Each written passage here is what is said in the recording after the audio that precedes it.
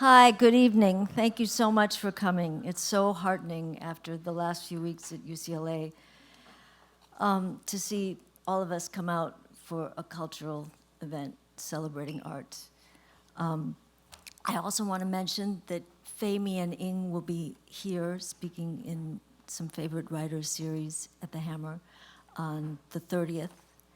And also at UCLA, we had a last minute engagement of a Palestinian poet who's coming on June 3rd, Yahya Ashur, a young poet.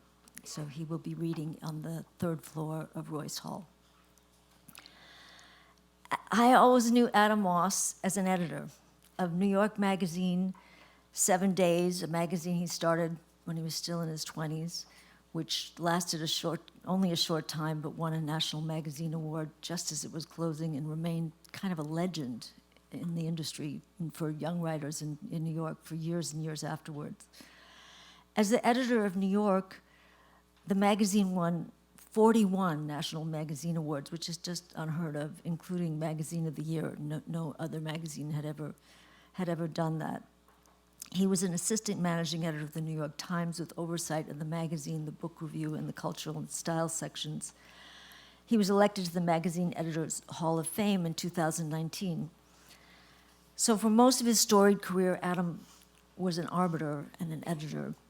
But then he did something really extraordinary. He retired, kind of right in the middle of middle age. And he decided to go over to the other side. He went from the side of the arbiter to some extent to the supplicant. You know, he came to the messy side of the artist.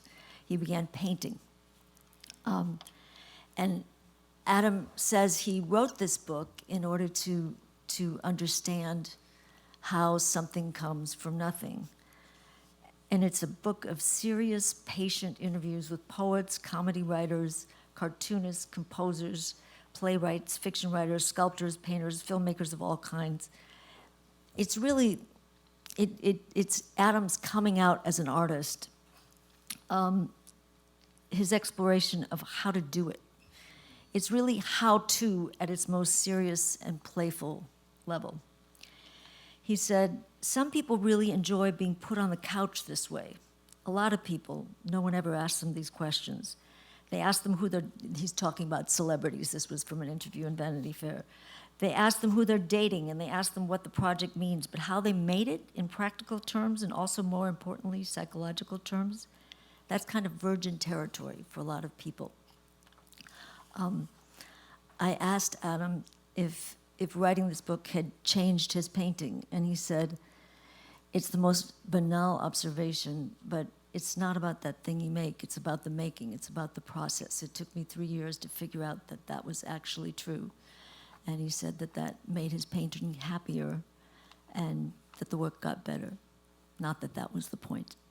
So here's Adam to celebrate this wonderful book. Thank you.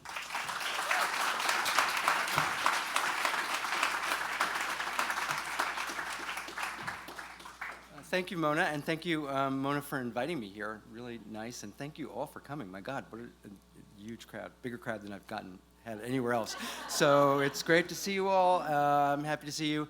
And let me just sort of explain to you what I'm doing. So first of all, for those who don't know what the book is 43 case studies, really, in how an artist and the range of artists, as Mona described, poets and playwrights and filmmakers and joke writers and cartoon makers and sandcastle makers and composers and many different types of art making. Also a lot of journalism as art, which is an interest I've had because of my career. But basically what it is the reconstruction of the making of a single thing from sort of first thought through to the finished thing, with all the torture, angst in between. And it's a kind of weird book because the book itself is not just the accounts of the artists, but also a kind of archaeological dig where we look for the relics of the making of the thing doodles and notes and sketches and drawings and gibberish on envelopes to try to help reconstruct the thing and to also, from a reader's point of view, to sort of be in the actual mind of the artist as they're making the thing. That's what I tried to do. The book's a little weird. There's a lot of arrows everywhere, and it's got layers and lots of footnotes, and it's a strange book. But it still is a book. And as I was writing the book, I was somewhat frustrated by the limits of paper and, a box. Like you have, this is really a boxy book. So I relished the opportunity to try something else out. So that's what I'm going to do. Instead of reading the book, it's kind of a weird book to just read. I'm going to read portions of it accompanied by a kind of show. So where you hear voices and you see clips and you see some of the artifacts themselves. And maybe that takes you into the artist's head even more. So anyway, I tried it once, it kind of worked. I have no idea whether it's gonna work tonight, but I'll give it a try. Here it is, please be patient with it, and here's where it starts.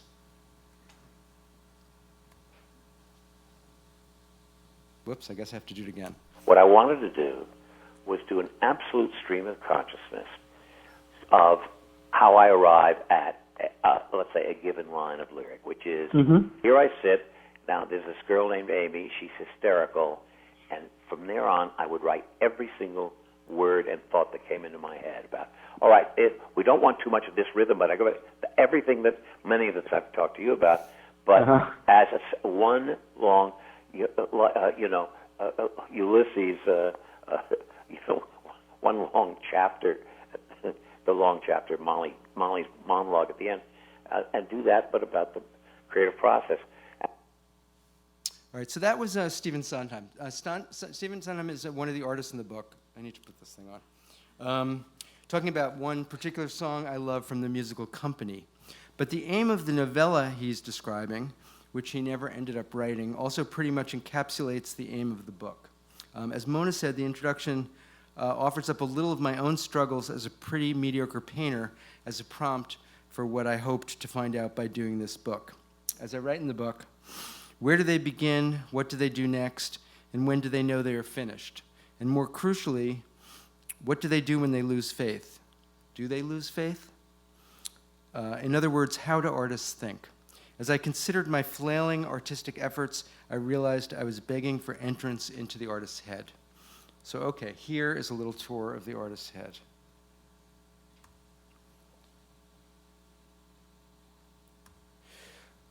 Louise Gluck talked to me about her poem Song. Here it is. It's too quick probably for you to read here, but it's a glorious poem, one she told me was her favorite poem of her last years, also a COVID poem that in retrospect is especially poignant. She died about a year after our conversations. The poem begins, Leo Cruz makes the most beautiful white bowls. I think I must get some to you, but how is the question in these times? I asked Louise Gluck a variation of pretty much the first question I asked everybody. What was the very first moment this poem came into being? Louise replied, I didn't remember until I looked at those pages I sent you. There's that piece of paper in the notebooks that says, Leo Cruz has white bowls. I think I must get some to you. Those lines appeared to me in a dream. I remember waking up and writing them down and thinking, this is a gold mine. Though there's nothing distinguished about that sentence. And of course, it was altered in the final version.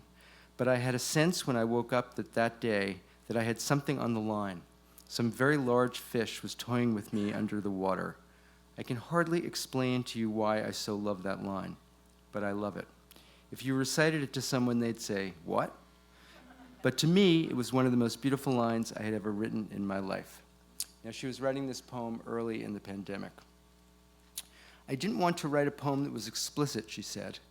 I wanted more of a parable, but the poem developed from those two lines. There were a lot of false leads, but you write them all down because you don't know what will, despite its present clumsiness, actually be the most important element of the poem. So that's how it began. And early on, I got the last line. It had to do with the kiln. The fire's still alive. I was very excited about that line too. So then I had two pieces. All over her notes, you can see how obsessed she became with that line and its variations. The fire is alive. The fire is still alive. The fire was still alive. This thing she doodled while bored at a faculty meeting. Imagination rages even in the bleakest times, and perhaps even in death. Okay, Louise again. The really hard thing about writing is how much patience you need to have. I mean, you can will things, but whenever I've tried to do that, the poem just goes to hell, becomes a contrivance, an arrangement made with a mind instead of a discovery. If you want a discovery that will surprise you, you just have to wait.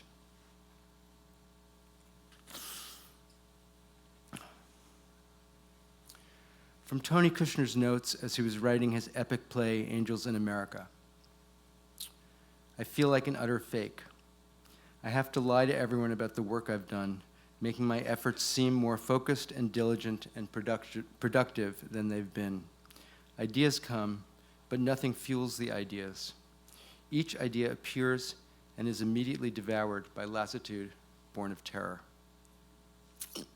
Okay, so the chapter in the book about Tony is really about how random associations cohere into something tangible. This is just a snippet that I'm going to read you, but to understand it, you have to know that there was a dancer named Bill he had a crush on when they were both students at NYU, and that the play, or plays, there are two of them, usually performed together, features Mormon characters and the Mormon migration as a kind of American metaphor. So this is Tony Kushner speaking. Remember the dancer Bill I was telling you about? I was in St. Louis on an NEA directing fellowship, and I heard that Bill was sick.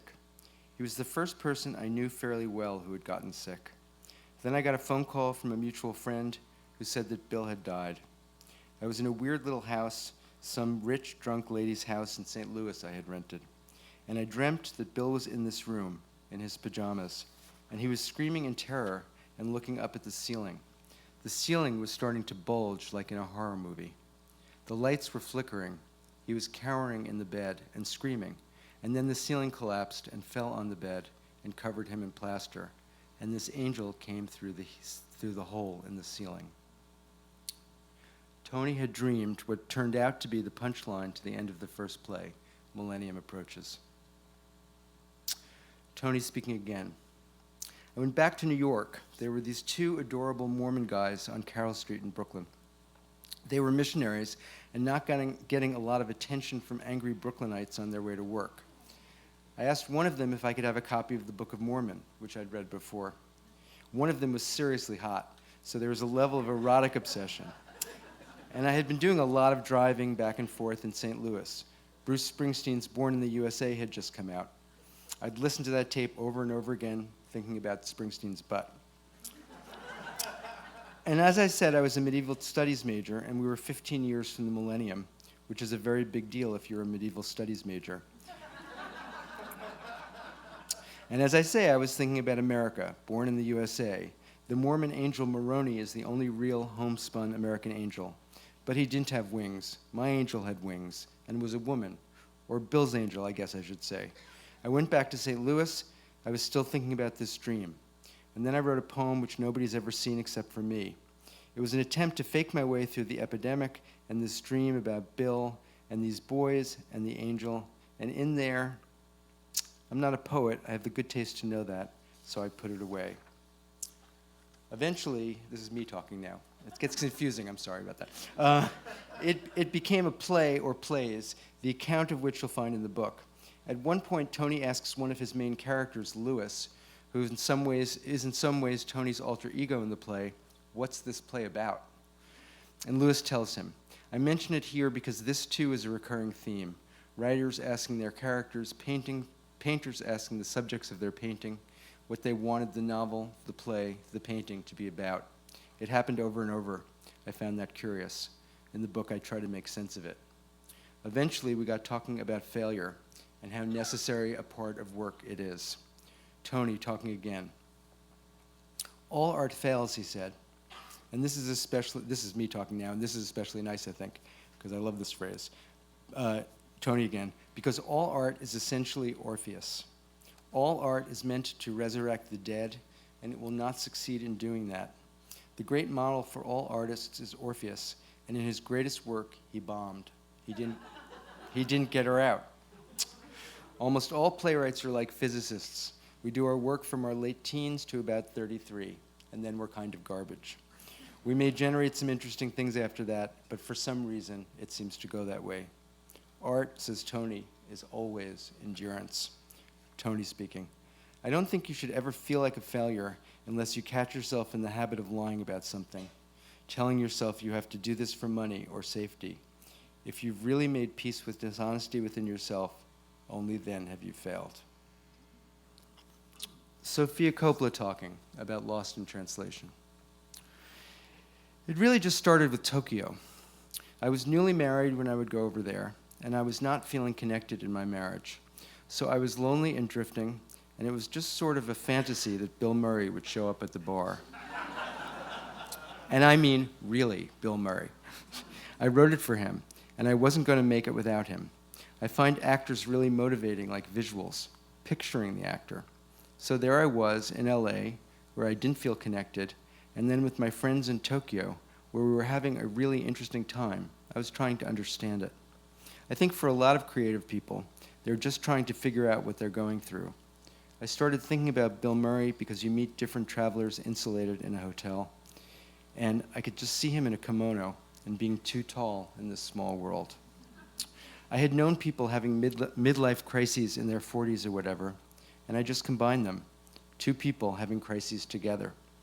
But I had never written an original screenplay. I remember having a moment where, like, I don't know what happens next. And then I was walking, I tripped and broke my toe, and I was like, that's it. I'll just put that in the script. She breaks her toe, and he has to take her to the hospital. You think you're faking it, making stuff up out of the air, and then it becomes the story. Yeah. I'm in pain. I got my foot banged up. And want to see it? Yeah. How do you say no? Oh my gosh. I know. That's... when did you do this? I did it the other day. It hurts, you know? Didn't you feel any pain? Yeah, it really hurt. It was... That toe is almost dead. I think I gotta take you to a doctor. You can't just put that back in the shoe.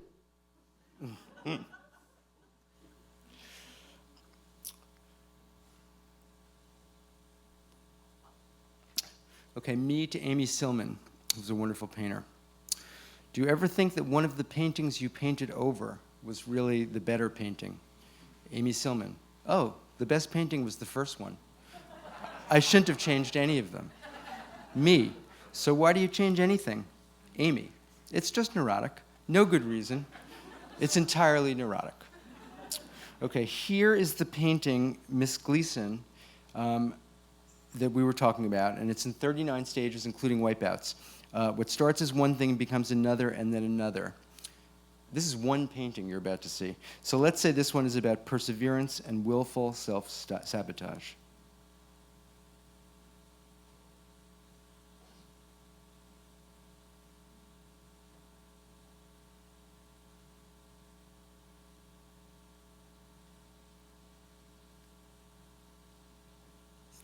And now, just for kicks, we'll, to really see the distance the painting traveled, we'll play it backwards.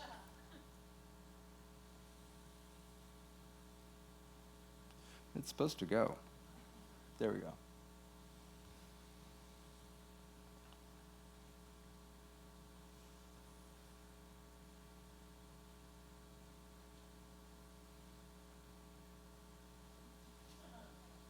Okay.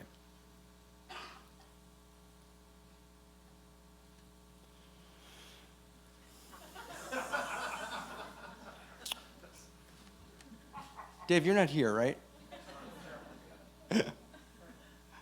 Oh, yes. Oh, my God. I can't believe it. All right. I feel really ridiculous doing this part because he's here, but what the fuck, I'm here.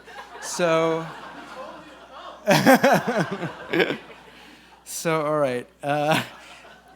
David Mandel ran HBO's comedy Veep about a particularly ruthless and hapless vice president named Selina Meyer.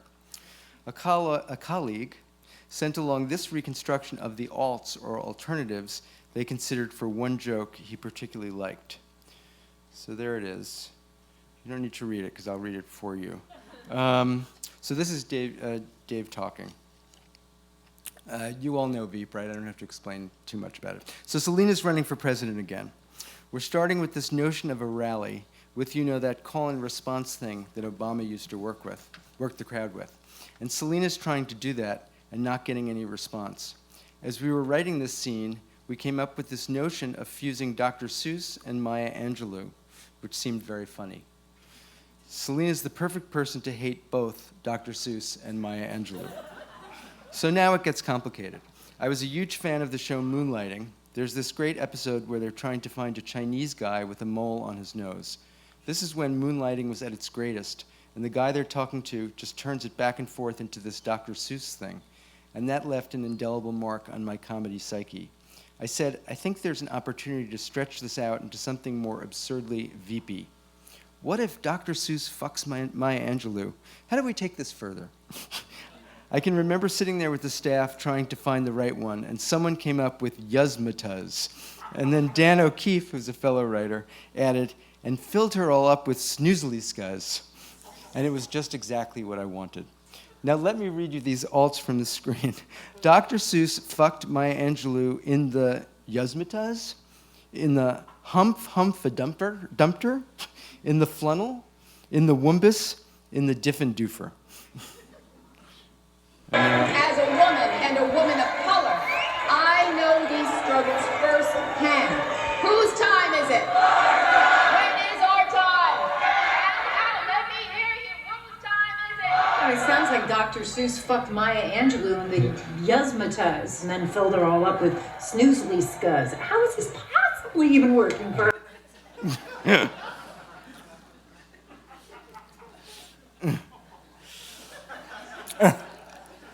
All right. We can ask Dave about that later.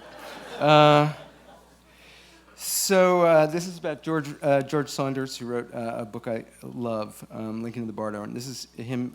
This is me speaking, sorry. A Lincoln in the Bardo is set in a graveyard, narrated by a chorus of people who don't quite know that they're dead and refuse to surrender to the beyond. Abraham Lincoln's son, Willie, has just died, and during the course of the book is visited and held by his grieving father. It began for Saunders when he was visiting Washington and passed the Oak Hill Cemetery with his cousin, who mentioned that Lincoln had gone to the crypt to hold his dead son, and the Lincoln Memorial, quote, kind of cross-fired in my mind, he said. But he tried, and he couldn't write it. Years passed. He had never written a novel before. He knew its voice had to be quite different than that he'd employed as a short story writer, where his fantastically ironic pitch had been perfectly calibrated. This would have to be more novelistic, in a sense, more sincere. He wrote a version that was a short story, and another a decade later that was a play, where he thought he might be forced by the form into the voice he knew the novel wanted. His efforts tortured him. At one point, he wrote across the top of the play, "Run away. Run away. Don't touch it." But he did. He did touch it. He did not run away, not entirely. Eventually, nearly another decade later, he returned to Lincoln. This is George Saunders speaking. Whenever I tried to start another story, I had the feeling like, now you're doing the same thing again. And you do want to do that Lincoln thing. You don't want to do that play. God, no. So why can't you do this? What's the problem? Oh, it's too vast. It's too beautiful. It's about love. These were actually not good answers for why I shouldn't do it. I felt like it could be the moment when I, as an artist, chickened out, and that was sad. So George Saunders did not chicken out. He gave himself 6 months to just goof around, making a contract with himself, what he called a, quote, pre-approved waste of time. Contracts with yourself, giving yourself permission to fail, comes up over and over in the conversations I had for this book. It worked. I mean, it took many more years. George lays it out in what I think is a pretty riveting saga in the book. But because my book is a book of triumphs over failure, of happy endings in a sense, let me just close his bit here with this final loop. George Saunders talking. Toward the end, you have a certain ground secured behind you. I knew that up ahead of me, 3 or 4 things, oh wait, I forgot to change the page. There we go. 3 or 4 things had to happen. I didn't know what sequence they had to happen in. I bought that big piece of paper, this one, on purpose just for that, to write out the possibilities, and then know if one ordering seems more sensible than another. I was close enough to the end where I could see what the end game is. And then there was a burst. I just cranked. 12, 14, 16 hours a day. These bowling pins just came down. Things that I didn't know the book was going to do, it started doing. I've never been in that mode before. That was incredible. Okay, and finally from the afterword, this is me now, repeating a little bit about what Mona just said, but this is in my language. When I thought back to my conversations for this project, I realized how often my efforts at getting the subjects to express satisfaction at the completion of that novel or sculpture or song I so admired were met with a shrug. As they would describe the finishing of their project, the subjects expressed relief, exhaustion maybe. About its reception, maybe a brief rush. I know they also felt pride in their work that they were reluctant to acknowledge out loud. But that was not, it was very clear, what got them out of bed. They are artists because they are consumed with the making of art. Art is hard, and that is exactly what is so satisfying about it. Victories are fleeting. The struggle is every day. It's the work, they kept saying, and eventually I believe them. Thank you.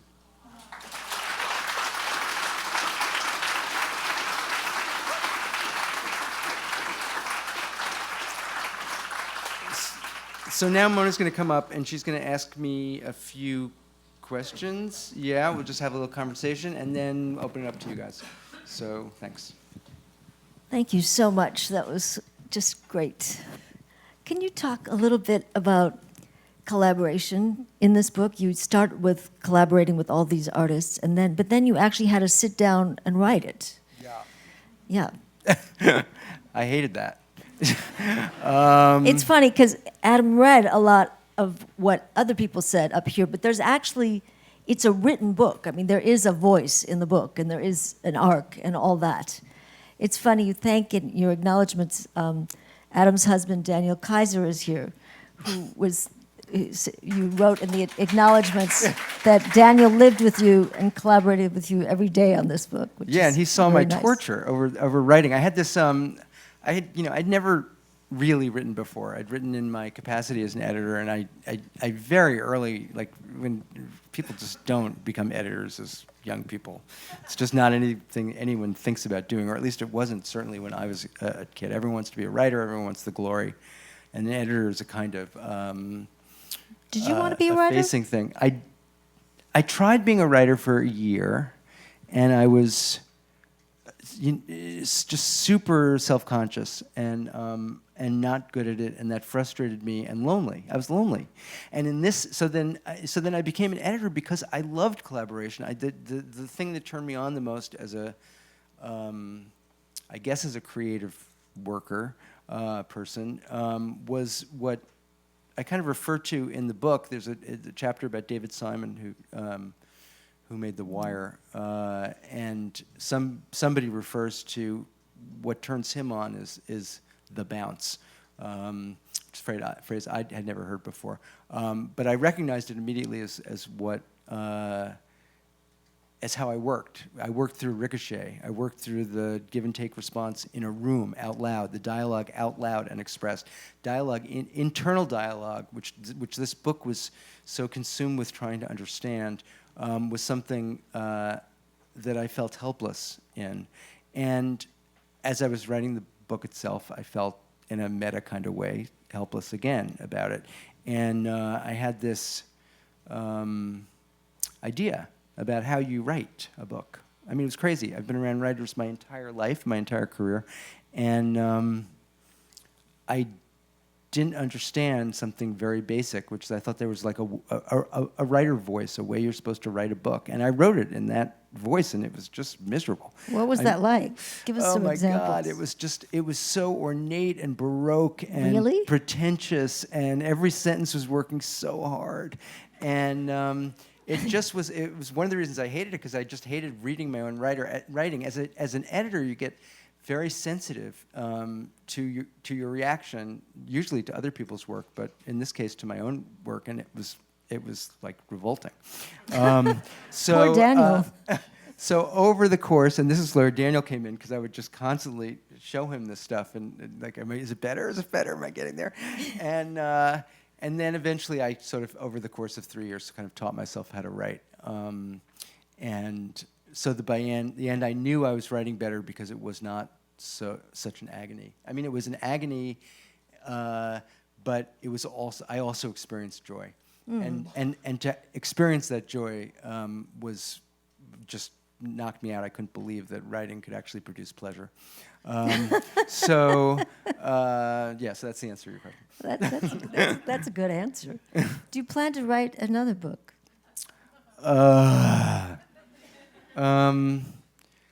I don't have any idea what I'm going to do next. I mean, it's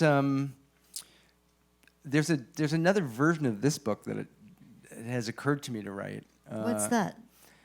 Which is a lot of my writing in the book takes place in footnotes in this book. Yeah, really fun footnotes. Yeah. So one of the footnotes, a long footnote, is about a long conversation, 2 conversations I had with Warren Beatty, in which I was trying to persuade him to talk to me about the making of the movie Shampoo, which is a movie I really love, and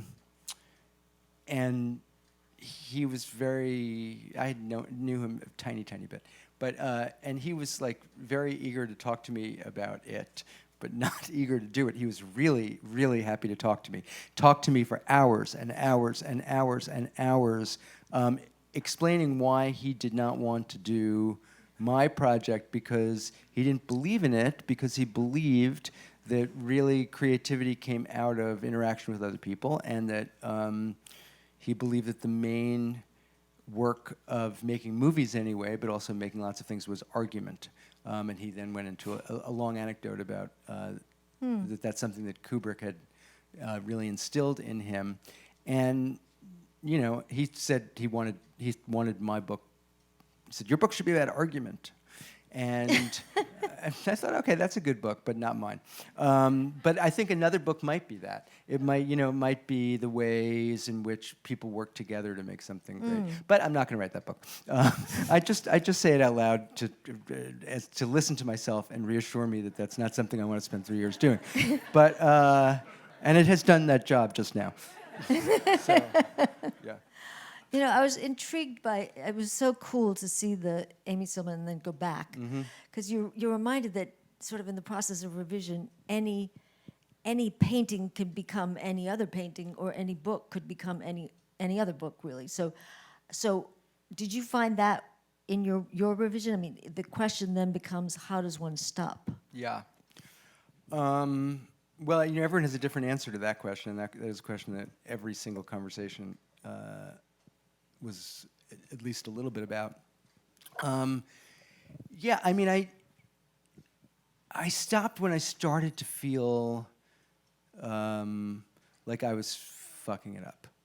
So that everything I was, and I feel this way with my painting too. There's a moment in painting when it's just getting worse, not better. I mean, the worst comes along the way no matter what. Yeah. But then there's a different moment that clicks in where you know that every little thing you're going to do from now on is going to destroy what you've done. And Amy felt that way too. And the thing about Amy Silman's paintings is that she, well, 2 things. One is you can't really tell in this because it's like just a slideshow, but there are really some amazing pictures that she just painted entirely over. I mean, great paintings that anyone would like, if they made one painting like this in their life, they would just be so ecstatic.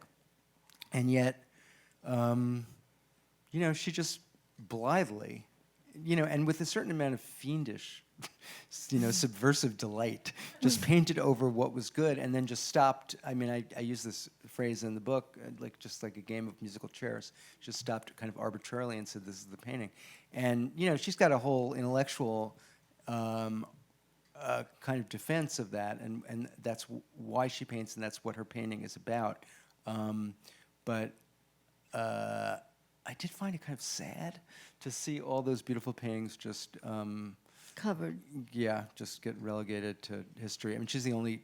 I mean, until this project, she was the only person who was ever going to see those paintings. So Maybe a few people.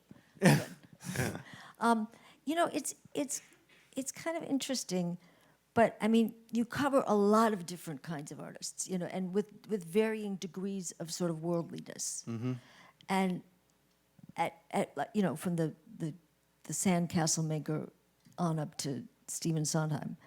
How much do you think the pressures of a career influence? Well, obviously they do. They influence Yeah. it a lot. I mean, career and the market. Yeah, I mean, all that. depending on what field you're in, do matter a lot. And I don't dwell too much on that in the book, although I could. It's its own project. It's its really. own project. You could do like a book of all, Joseph Cornell and all the sandcastle builders. Too. Well, I That mean, could I be think kinda that great. at some stage, even if there is a stage in which they worry about creating for the market, there's a stage in which Right. it really is just for themselves, and that's what my book is about. That part. Well, I could go on all night, but I know you all have questions, and so if you raise your hand, we'll bring microphones to you. There's a question over here. I'm sorry for the wait, but we record these things.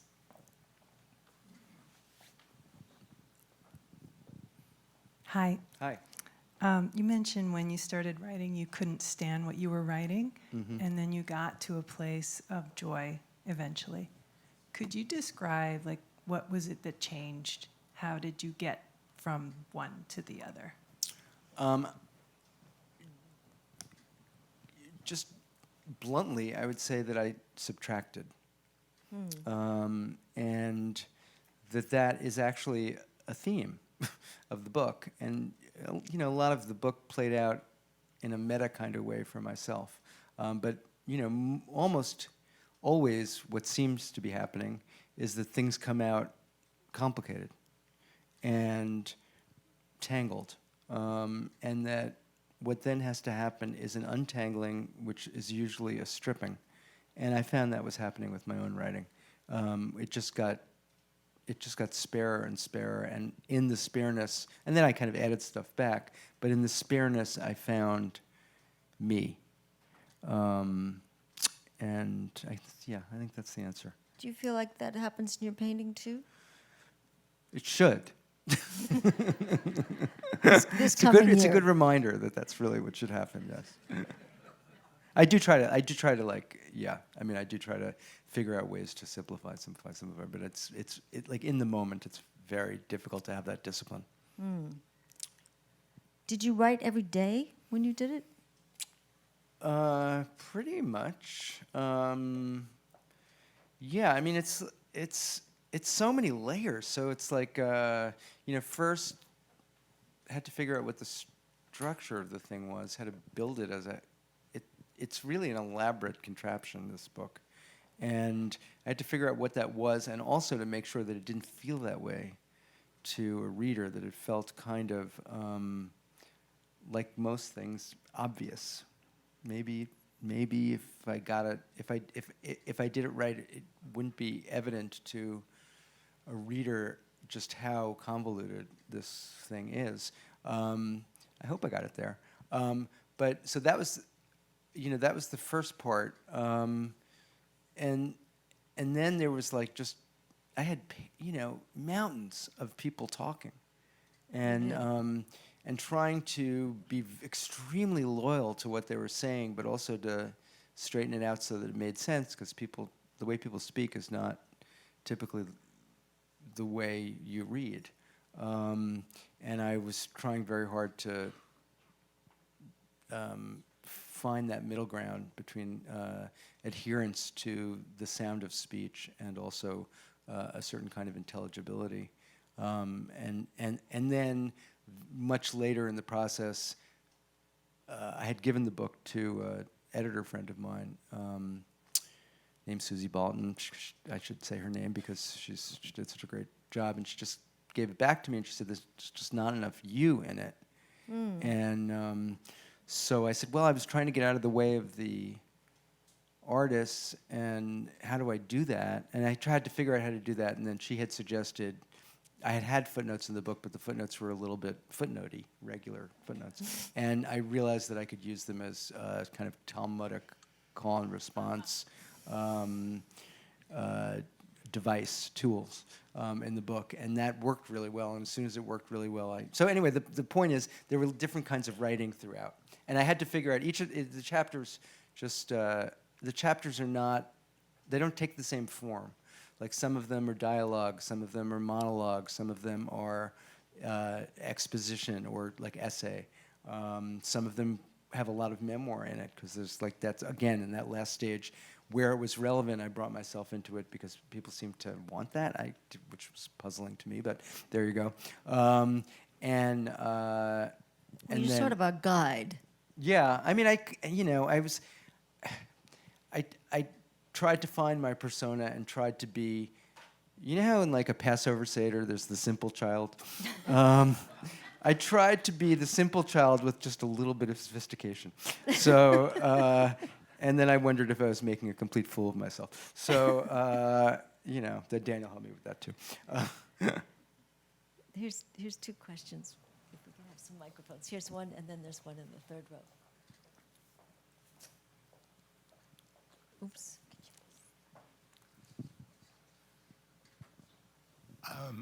How'd you get to these 43? Did you have a huge wish list? I mean, you talk about Warren Beatty sort of being like, no, I don't want to do this, I want to do something else. But were some of these found through the process, or were they all favorites of yours? Were there a lot left on the sidelines, or how did that go? I started with some people I knew who I talked to about this kind of stuff anyway, because I was very nervous that people wouldn't speak honestly about these things. I had a certain amount of fear going in that when artists talk about what they do, and by artists I mean all kinds of artists, they have a set spiel. And I really wanted to get beyond the spiel. And the spiel has its use out there to promote or even describe the work. But it was to me, I wanted a book of artists being vulnerable. So it was very difficult to feel secure that would happen. So I started by going to Michael Cunningham, who was a friend of mine, or to Marie Howe, the poet, who was a good friend of mine, and talked to them and experimented with ways to elicit something that felt authentic. And then I went to a series of what I call my art crushes, people I just am devoted to.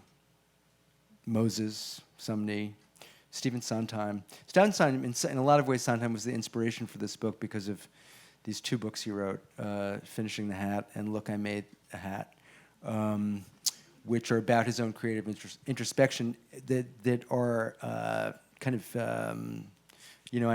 festooned with yellow legal pad renderings of his lyrics as he's working them out. And when that book came out, I just was devoted because I played along with it. It was a kind of interactive. You'd kind of like, okay, that's the rhyme you came up with. Here's 4 more rhymes I can think of for that expression. It was a wonderful device. And I do have this, I'm rambling a little bit, but I do have this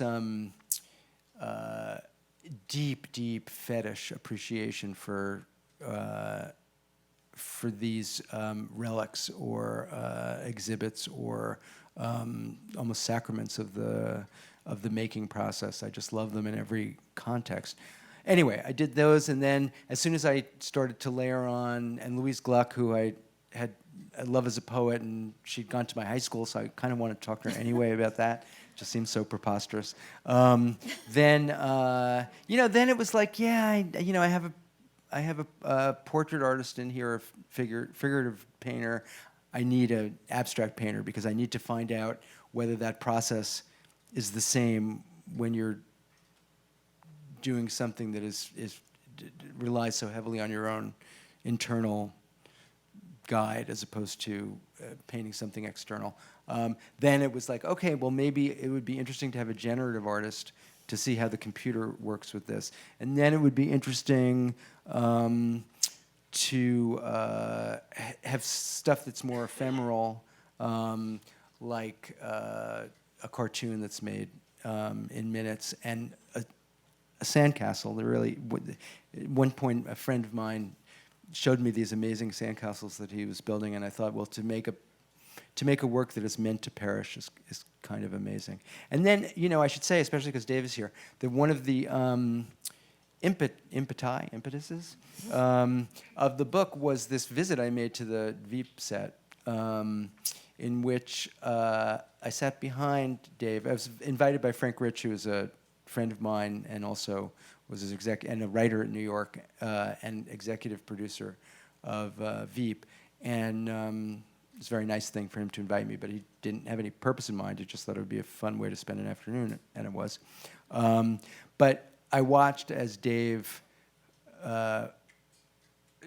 calibrated, fine-tuned a really dumb little joke for the character Jonah that ended in a Jewish holiday, and my memory of it, he doesn't have a memory specifically of it. There were lots of Jewish jokes on Veep, but in this particular case, I remembered a joke that landed on a Jewish holiday, and I just remember that what he just kept doing was just changing that one variable. So moving it from like Hanukkah to Purim to Simchat Torah, etc., Tisha B'Av. And the joke was like a throwaway joke. I mean, really, the just like the Dr. Seuss joke you just heard up there, it was a joke that would pass in seconds. And yet he brought this incredible rigor to the making of this joke that just I was kind of in awe of. And I remembered that some years later when this book idea came to me, and that was, I realized that in the same way you can trace back the making of anything if you really try hard enough, and that's kind of what my book was about anyway.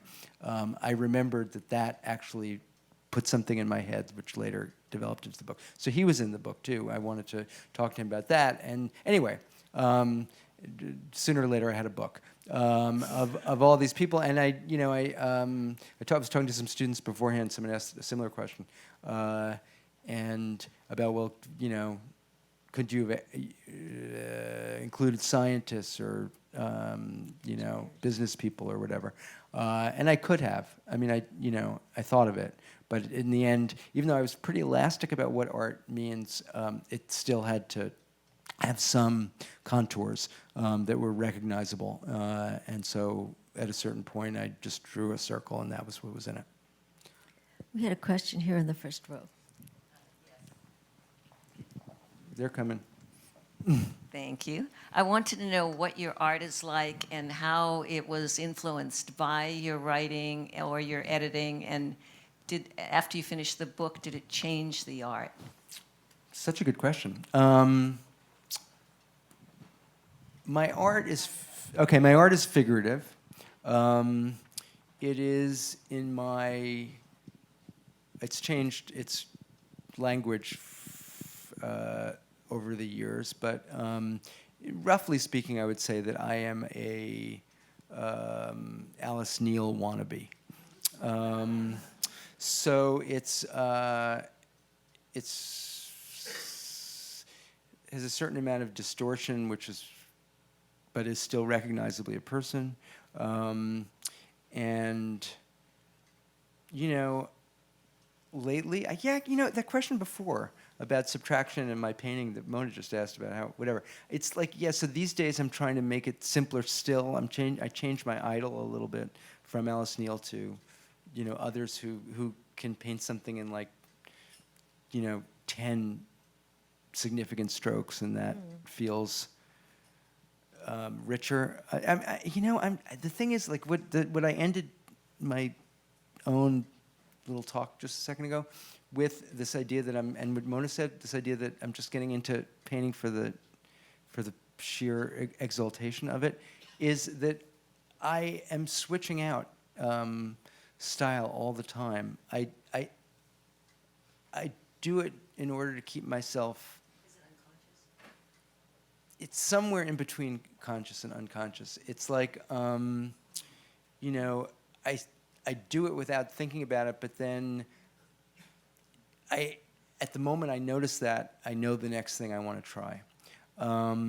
So I just have a kind of endless lab. I mean, it's what happens is I have no stick-to-itiveness, so I never get good enough in one of these things in order to make a painting that I'd be willing to show somebody.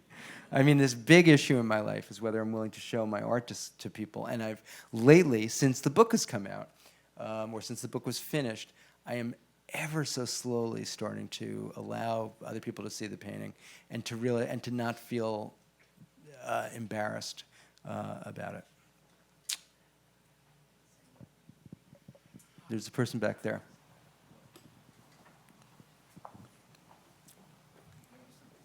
Oh, okay. Sorry.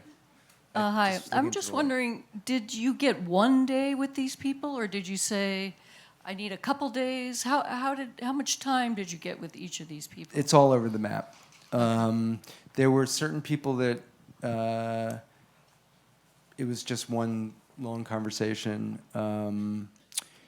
In the case of, I have a chapter on a play that Susan Laurie Parks, the playwright of Top Dog, Underdog, she was really interested in my project. Oh, I should say, back to the answer to the question, I just want to say this about the question about who I chose. I did go to a lot of other people, and they really needed to be, and a lot of them said no. It was really important that the people who participated in this project wanted to participate in this project and were just as curious as I was about how they made something. And that was just not true of a lot of people. And for a lot of people, they don't like talking about this. It scares them, and they believe that they will break something.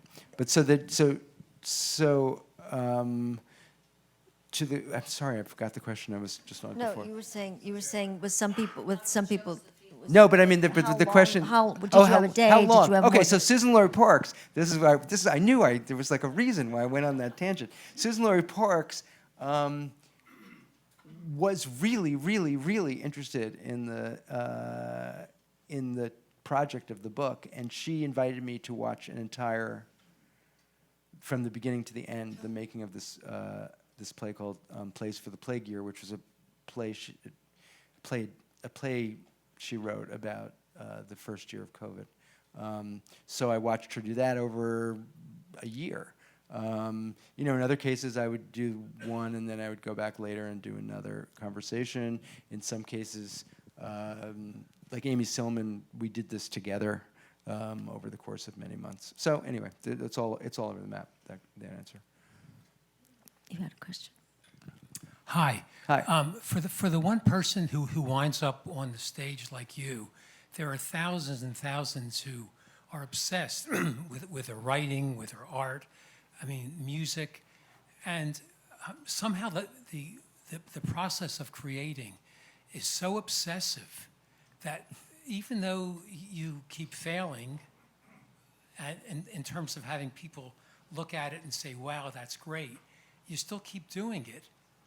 Why? Why do we keep doing that? I think you have something you're trying to work out, and it just manifests itself in this compulsive, and in some cases, kind of superhumanly compulsive way. I mean, it really that obsession is really a main theme of the book. In order to produce art at this level, of the level of the accomplished artists who, just by the nature of my project, were what this book was about, you need to be crazy, crazy obsessive, because so many things fly in your face to subvert you.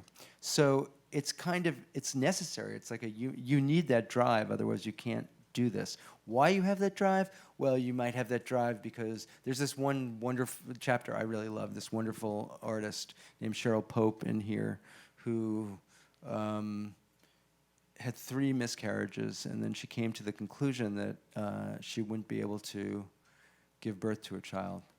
And it was devastating to her. And because she's an artist, she decided to make a work in which she manifested that child. And the chapter, which is, agonizing, is about how that child came to be in the work, and how it was 2 children and then 1 child and then faceless and then with a face, and these were all the decisions she made as she went along. But that was clearly out of pain. In other cases, like David Simon, you just listen to David Simon, and he just what has motored him throughout, what his main drive is about, is a kind of class ideology that animates everything he does, and that he takes extremely seriously as it's as fundamental to him as eating. So just people have different reasons why they do this, but I did fundamentally begin to believe by the end of the book process that there was such a thing as an artistic personality, and it was not mine necessarily. It's like it had fundamental aspects, that some of which I have and some of which I don't have. A crazy ability to focus, a deep sense of faith. You had to have a strong ego to make work. These were all things that you couldn't really learn. But if you were built that way, you had a shot at working on this level. Almost more important than talent. Talent was super important, but as important as talent was a set of attributes that enabled you to get to the finish line in a successful way. I think we have time for one more question. Let's have the gentleman here.